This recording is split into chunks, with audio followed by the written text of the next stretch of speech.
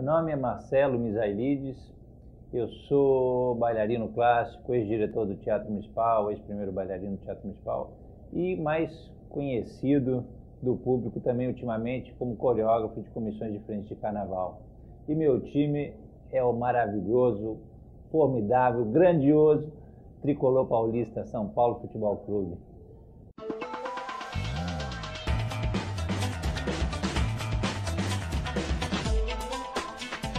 Eu sou imigrante, eu vim de Montevidéu, do Uruguai, e vim para cá ainda muito novo, vim com 6 anos de idade. É a idade que você começa a escolher seu time. Muito embora já tenha um time lá no Uruguai, que é o Peñarol, também glorioso Peñarol, que está numa decadência danada, mas é um dos grandes campeões da América Latina, né? E o que aconteceu? O São Paulo, naquela época, ele tinha tido estrelas, grandes estrelas, que eram uruguaios, eram craques uruguaios. O pai do Forlan jogou no São Paulo, e naquela época quem era o grande destaque era o meio-campista Pedro Rocha, que marcou história lá no São Paulo. E depois o São Paulo também manteve sempre a tradição de ter jogadores uruguaios.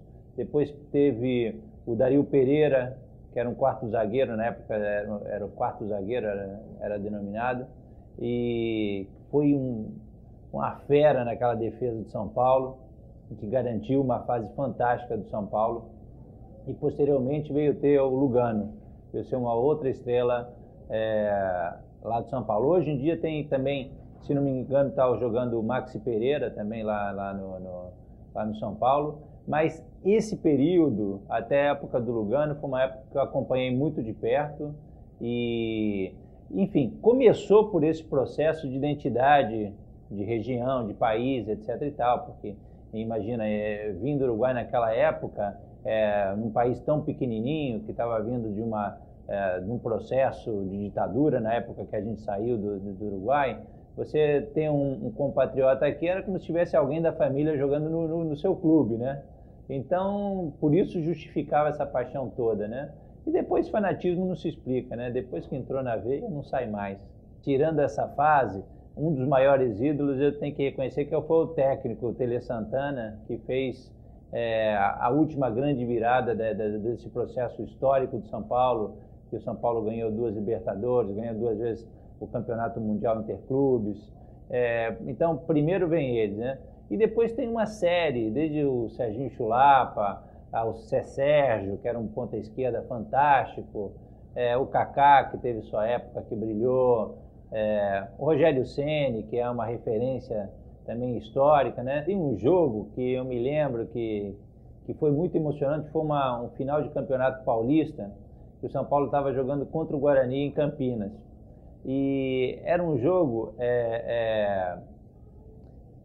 que era super complicado, porque naquela época tinha aquela coisa do jogo em casa e o jogo fora de casa. E o São Paulo tinha empatado na época no Morumbi, foi fazer a decisão em Campinas, acho que é o Brinco da Princesa, que era o estádio do Guarani. E era um jogo muito truncado, e eu me lembro que o São Paulo estava perdendo para o Guarani, e no último minuto o São Paulo conseguiu empatar e teve uma prorrogação super tensa, e faltando, sei lá, 1 minuto para acabar a prorrogação, eu me lembro que Careca, que foi um centroavante também maravilhoso que o São Paulo tinha, ele conseguiu chutar da lateral, não sei se ele tentou cruzar ou chutou direto para o gol, mas foi uma coisa impressionante, que a bola fez uma curva, entrou no ângulo oposto do goleiro, e que foi um golaço daqueles. Eu me lembro que eu estava assistindo pela televisão, tinha recém-chegado ao Rio de Janeiro, estava naquela fase de adaptação, ainda muito só, sem muitas amizades, sabe? Sem muita vida social, na fase de estudante, né? Que você ficava se dedicando o dia inteiro. E aquela vitória de São Paulo era uma coisa que enchia o peito de alegria, né? O time é parte da tua identidade, né? É parte de um processo que se contamina, né? A você, né? Fica fazendo parte da tua genética, né, do teu processo de identidade, é como se fossem uma chancela de família, um brasão de família que você carrega no peito e carrega com o maior orgulho, com o maior prazer.